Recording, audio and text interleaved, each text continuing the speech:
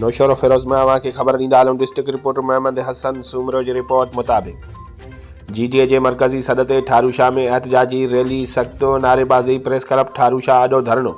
GDA अॻुवाननि रज़ा मोहम्मद बियान, फरमान Soomro, server Solanki, रियाज़ कुंडरानी, एजाज़ सूमरो, रजिब सोलंकी ऐं ॿियनि अब्दुल्ला सिंधी चौक खां रैली कढी जाली इलेक्शन नामंज़ूर जी शिद्दी नारेबाज़ी कई ऐं प्रेस क्लब पहुता, जिते अॻुवाननि चयो त अवाम जो मैंडेट चोराए पूरे पाकिस्तान जी सिंध में भी साॻियो कमु कयो वियो आहे।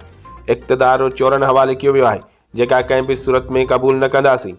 हुननि चयो त इलेक्शन में वॾे पैमाने जूं धांधलियूं थियूं आहिनि। अहिड़ी इलेक्शन जे ख़िलाफ़ एहतजाज जो दाइरो अञा वधीक वधायो वेंदो।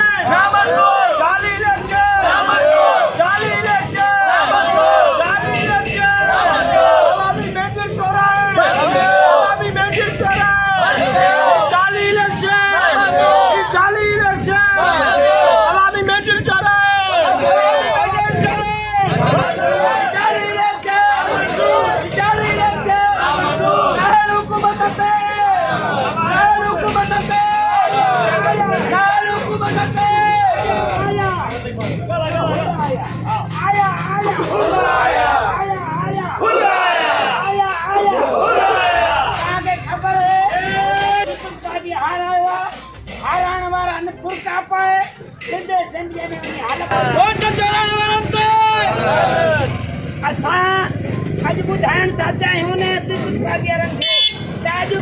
ख़बर